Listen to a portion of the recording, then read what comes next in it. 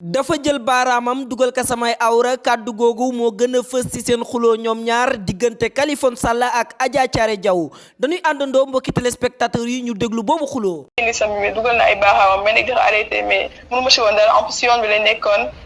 des fois danoon arrêté wu mais dafa bloqué woon oto bi te fu la demoon jour danoon taw gisuñu benn yoon ay policiers si yoon bi muy nekk laal na samay ween jël na ko dugal na si gémmiñam c'est comme si dama doon mordre. Aussi il m'a aussi dugal na aussi gémmiñam si sama vagin bi def na ma du n'importe quoi en fait léegi après si yoon après bi ma foogoon ne damaa ragaloon en fait man li ma bëggoon rek mooy naa ñibbi sama kër. léegi après si yoon bi ma gis un moment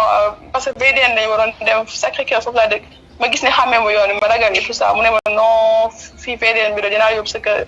Et tout ça mu kon ne di ma attaché aussi mu nekk di jël sama loxo chaque instant di ma forcer pour ma laal pénisam bi bugguma chaque instant mu xëcc sama loxo mu nekk di ma forcer nekk di laal li ak sama loxo def na du n'importe quoi donc après bi ñu eggee sama kër si koñ bi ma ne ko arrêté wul léegi bi mu arrêté wul je me suis dit que kii li ma def nii yëpp amul benn preuve kenn nekk fi mënu ma ko bàyyi nii en fait donc aussi donc ma ñëw ma essayé xool poche am bi la moo si nekk je me suis dit peut-être il faut ma am benn preuve wala dara mënu ma ko bàyyi mu dem nii donc ma essayé jël sama loxo di ko dugal si poche am bi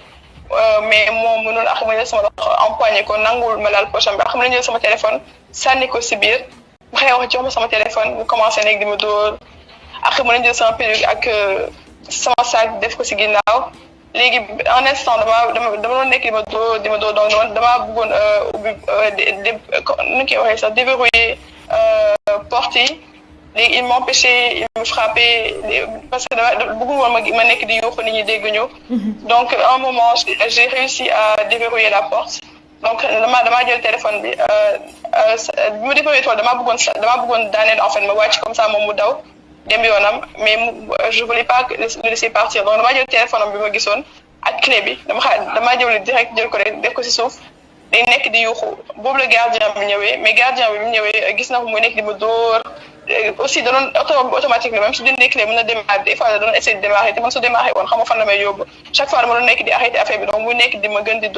dóor léegi amoon na benn moment aussi bi may nekk di ma dóor xëcc na sama slip bi dagg na ko wax na ne ma que je suis une pute et gardien bi gis ko muy nekk di ma dóor gardien bi deful dara may nekk di xam ne wool police wool sama yaay jàppale ma fii laa dëkk su ma dëkk soriwul parce que gardien bi këram bi muy garder fii la woon sama kër si ginnaaw la woon ma xëy wax ba sonn nangu def daal mun naa ay kii Kaliphone c'est quelqu'un d'enfant dafa xàmmee bugg si woon mais dafa wax juste que soo nekkee jullit bàyyi kii nii gardien bi un moment dafa bëggoon sax ma bàyyi sama téléphone sama perruque lépp ma bàyyi ko mu daw man li ma subir yëpp kenn du si di wax dara ma ne ko non man du ma génn fii nii après dafa bëggoon jël téléphone bi ak clé bi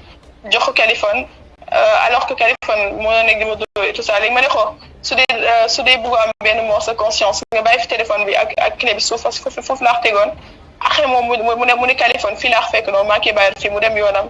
donc à ce moment là kenn fi woon donc mu nekk di ma dóor di ma def lu ko neex léegi après sama xarit boobu noonu da doon woote sama téléphone mais jotuma woon parce que Kaliphone dafa jëloon sama téléphone suuxal ko léegi xaw ma la moo xew xaw ma la dafa juum xaw ma mais dafa envoyé benn message Kaliphone mu ne ko tu es où je sais pas bisou man la ko bëggoon envoyé nee na mais dafa juum envoyé ko Kaliphone léegi boo la ko Kaliphone woowee léegi bi ma Kaliphone woowee ma dégg ne moom lay waxal parce que maa ngi dégg mu wax sa xarit bi je sais pas lan léegi ma nekk di yuux di nekk di jooy di xam ne Mariam appelle ma mère s'il te plaît léegi boobu la ma déggee après mu woo sama yaay boobu la sama yaay ñëwee léegi après bi sama yaay ñëwee ma wax sama yaay ne kii c'est un violeur et tout ça après mu nekk di wax non sama yaay que man je suis une pute genre yooyu noonu léegi après ma ne sama yaay mu woo police mais sama yaay mënu woon woo police directement parce que solo woon yëre ibaadule et tout ça et benn yérewum mi fanaanoo léegi la soloon en temps dafa ñëw rek immédiatement bi mu déggee di Mariama wax donc après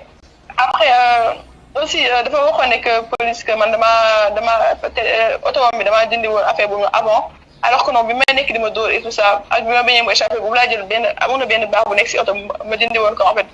solo nekk di ma dóor di ma def du n'importe quoi et après bu ne je sais pas day dem boo gendarme xaw ma lu wax loolu après mu génn en instant mooy des gendarmes après beneen xaritam bi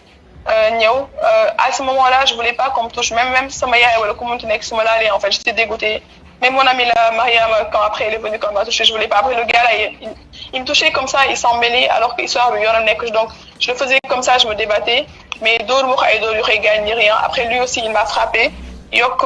il s'appelle Cheikh moom moo nekkoon si live ak moom yokk li ma kii dóor ma si gémmiñ sama gémmiñ bi gën a enflé après muy nekk di ma saaga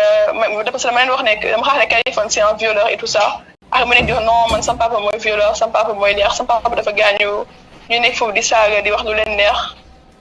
léegi après ça léegi sama yaay boo Mariama bu dem si gendarme bi léegi donc gendarme bi ñëwagul woon gendarme Kaliphone bi léegi moo ñëwoon et puis gendarme Kaliphone bi ñëwee ma ne ko mu woo ma ne gendarme bi wax Kaliphone bu jox ma sama téléphone man damaa foogoon en fait téléphone bi muy woon si oto parce que dañ kaa war ba sonn bi suñ ko si oto bi nekk daxaa yóbbu woon ak moom xaw ma lan la mais bëgguma woon delloo sama téléphone léegi gendarme bi nangu kaax bu delloo ma sama téléphone dama insisté ba sonn mu doog a ñëw mu ne ko jox ma téléphone bi mu ko joxee téléphone bi après dafa jëlaat téléphone delloo Kaliphone et après Kaliphone bi mu gisee ne sama yaay en fait parce que dama clé bi après bi sama yaay ñëw dama xay jox clé ma ko garder clé bu ko jox sinon di enfuir bëggoon na clé am mënu kaa jël donc après à la fin day ñëw jox ma sama téléphone léegi après léegi avant gendarme bi sama yaay di ñëw léegi damaa gisoon ne sama perle yi mu daggoon parce que bi mu nekk di ma touché et tout ça agressé sexuellement dafa daggoon sama perle muy woon si fauteuil bi léegi ma bëggoon jël photo perle yooyu noonu léegi boobu la ñëwee commencé nekk di saaga sama yaay ak boobu la commencé di dóor sama yaay moom ngeen dégg si audio bi nga tegoon sànq après léegi mu nekk di commencé di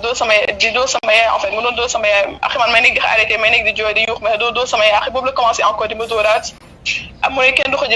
ko jël vidéo alors que moom jël na benn vidéo mooy bi nga xaritam boobu Cheikh bi mu commencé nekk di si melew nekk di ma jege